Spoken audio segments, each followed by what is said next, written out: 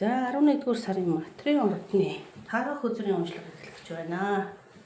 За материалын ордныханд ямар нэгэн 11-р сард ямар нэгэн ямиг дуусгах одоо сүүлчийн шатанда ирж гин бас их том өөрчлөлт ирж гин. Эсвэл одоо зөв бүр энийг ингээд хайж орхиё. Одоо ингээд болоо гэд ингээд. Тэгээд тэрийг тавьж явуулах, хайж орхих. За тэгээд нөгөө нэг бүр ингээд төгсгөл те. Нэг юмны төгсгөлийг хийгээд одоо ингээд нөгөө нэг жинхэнэ байх ёстой газар ирж байгаа байхгүй юу. Магадгүй энэ 10 сар, урд саруудад үргэлжилсэн юмыг дуусгах эцэг тавья гэд. Тэгээ 11-р сард болохоор шинээр бүх юмыг эхлэе гэд. Тэгээ энэ нь болохоор мөнгө санхүүдээр 11-р сард магадгүй энэ 10 урд саруудад жоохон хүмүүстэй ингээл нийлээд тоглоод жоохон мөнгө төгрөгөө өөрж зараад тэгээд нэг жоохон буруу зүрх юмд мөнгө төгрөгөө өөрч зараал ингээд байсан. Эсвэл ямарваа нэгэн ажил төрлийг ингээд маш их эрчимтэйгээр ингээд хийгээд байсан боловч нөгөө үр дүн нь гараагүй эсрэгээрээ магадгүй ингээд нөгөө нэг алдагдалд орсон байх магадлалтай. Тэгэнгүүт энэ бизнесийг ч юм уу. За байга гэхэд одоо энэ тоглож ингэж мөнгө төгрөг алдсан хүмүүсийн магадлал бас байх байгаад байна л да энэ донд. Тэгээд за энэ бизнесийг бол хаашт ингээд бүтэхгүй юм байна, болохгүй юм байна гэдэг дээрээ шийдвэрээ гаргаад за тэрийг ингээд орхичин 10 дугаар сарын төгсгөл 11 дугаар сард. Тэгээд тэр нөхцөл байдлыг орхиод за одоо жинхэнэ одоо өстой гэр бүлдээ ирээд за хэрүү мөнгө төгрөгөө тоглож бариад алдсан байдсан бол одоо өстой буруу зүрхөө хийлээд уучлаарай хийлээд одоо мөнгө төгрөгөө алдсан байрсан байдалтай 11 дугаар сард нэлээд харамсаад за ингэ байж би ерөн шал дэмий тоглолоо тэглээ ингээд өөрөө айгүй гимшиж ин л та тэгээ гэр бүлдээ ирээд уучлалтаа гуугаад ингэж байна. За ажил төрлийн байдал дээр болохоор за би жоохон буруу нэг жоохон бизнес буруу юмд мөнгө хөнгө оруулчлаа одоо энийг одоо ингээд хааш нэгтэй юм бүтлгүй болсноос хойш одоо ингээд тавьж орхиод ингээд явуулъя гэд одоо яшиг болиё гэд тэгээд бүр өөрөөр шинээр эхлэе гэд 11-р сард ямар ч гэсэн одоо байдаг газараа байрандаа буцаж ирээд их гимшсэн байдалтай байгаа аахгүй юу. Ажил төрлийн байдал дээр. За гэжидэл эрүүл мэндийн байдал ер нь хоолойны байдал энэ хоолой гэдэг чинь ер нь яагаад хоолой өвддөг вэ гэхээр энэ даарч хөрснөөс эсвэл одоо нэг стрессээс болж өвддөг шүү дээ. Хоолой гомдлоос болж өвддөг учраас хоолойныхоо эрүүл мэндийг ингээд анхаараарай. Магадгүй энд алдсан барьсан янз бүрийн юмнараасаа болоод нэг хоолойн гарахгүй нөгөө хүчгүй болцсон шатлгүй болцсон. Тэгээд нэг хоолойн дээр жоохон анхаарлаарай. Өөртөө ихтгэлгүй байдал их нь хоолойны дуу хоолойн технологиулдаг, хоолой гаргалтын технологиулдаг учраас энэ хоолойн дээр анхаараарай гэж байна. За тэгээд ер нь нэг 11-р сард бас энэ нэг стресссэн барьсан энэ нэг юунаас л болж байна л да. Энэ өнгөрсөн цаг хугацаатай хамааралтайгаар таны ходоод гидс бас жоохон өвдөж магадгүй шүү. Ходоод гидс хоолой хоёр ч ердөр тэр чигээр хоол боловсруулах систем.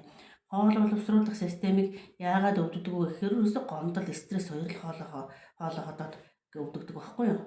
Энэ хоолойг өвдөж байгаа байдлууд ерөөсө өөртөө ихтгэлгүй байдал. Одоо энд ингээд тоглож бариад байдгийг бо яагаад гэдгийг энэ хөрөнгө оруулсан байдлын юм ингээд алдснаасаа болоод ингээд харамссан энэ байдлаасаа болоод өөртөө ихтгэлгүй болоод ихтгэлгүй болсноос болоод хоолой өвддөг нэг юм хоолойны юм нэг хүч чадал энерги мууддаг гэсэн үг л дээ ер нь бол тэгээ ходоод бас адилхан шүү дээ. Стресс тийм энээс болж ингээд стрессдэж байгаа байхгүй. Тэгээ ингээ ходоод жоохон хямарсан байна. За ходоод хоолой хоёр дээрээ 11-р сард анхаарал өгөөрэй гэж байна. За тэгээд айгүй их тийм хаалттай хүмүүс юм байна. Хүн хоорондын харьцаан дээр өөрөө ингээд нэг бодол сэтгэлээ илэрхийлж нээдгүй их дотроо байдаг хүмүүс айгүй ингэж ходоодны өвчин яах магадлал маш байдаг. Одоо нээлттэй биш. Ингээд өөрийгөө ингээд илэрхийлдэггүй. Асар тийм дуу чимээгүй дуугаа хүмүүс байгаа байхгүй юу? Тэгэхээр одоо ингээд аливаа харилцаанд ер нь хэн нэгний эргэлзээг арилгаж явах чухал. Хүмүүсийг ингээд эргэлзээнд оруулдаг ингээд ямар ч тийм тодорхой бус байдал сэтгэлээ нээж ярилцдаггүй байдал ингээд хүнийг айгүй эргэлзээнд оруулдаг болохоор таныг ингээд аливаа харилцаанд ингээд эргэлзээ үүсэхгүй ингээд тодорхой харьцаж яхахыг ингээд сануулга ирж байгаа. Тэгээ бас өөрийгөө нэгдүгürt бас айгүй их ингэж өөрийгөө хайрлж мэддэггүй хүмүүс байгаа даа. Өөрийгөө хайрлна гэдэг чинь одоо ердөө өөртөө үнэнч байхаас эхэлнэ шүү дээ. Хэн нэгэнд ч үнэнч байна. Өөртөө үнэнч байгаа хүн өөр хүнд ч бас үнэнч байдаг байхгүй юу? Гэтэл өөртөө ч үнэнч биш байгаад байгаа байхгүй юу? Тэгэхсэндээ өөрийгөө алдсан. Би гэж хинбэгээ ч мэдэхгүй. За 11-р сард ер нь бол тийм хүмүүс байгаад шүү. 11-р сард манай мантрын ордныхан жоохон өөр дээрээ анхаарад өөрийгөө би юу н хийн, би яг юу хүсдэг. Тэгэд өөртөө үнэнч байгаад ирэхээр хүнтэй харилцах харьцаа дээр ч гэсэн асуудал айгүй тодорхой болно. Хүнийг ч гэсэн эргэлзээ байдалд янз янзын байдалд оруулахгүй иймэрхүү болно. Тэгээ хуучин харьцаанаас эргэж хүн ирэх магадлал бас байна. Хуучин харьцаанаас хэн нэгэн харьцаа холбоо тогтохгүй юу лээ? Харилцаа холбоогүй байсан хүмүүсээс эргээд харьцаанд дотор орж ирэх, эргэж шинээр харилцаа үүсгэх магадлал хүн хоорондын харьцаан дээр байна. За тэгээд ахаал энэ сэтгэлээ нээхийг илэрхийлж энэ хайр дурлалын харьцаан дээр ч гэсэн сэтгэлээ нээж ингэж нээлттэй байлгая. Нээлттэйгээр сэтгэлээ нээж харьцъя гэдэг. Тэгэхээр айгүй юм дотогшоогоо дуугаа юм дотроо боддог, үнтэй ил гаргаж ямаа ярьдаггүй тийм хүмүүс байгаад байна л да матрын ордныхан. Энэ ордныхан онцлог байлгүй дээ бодвол тийм. За бас хоёрдугаар бас нэг юм орж ирж байгаа.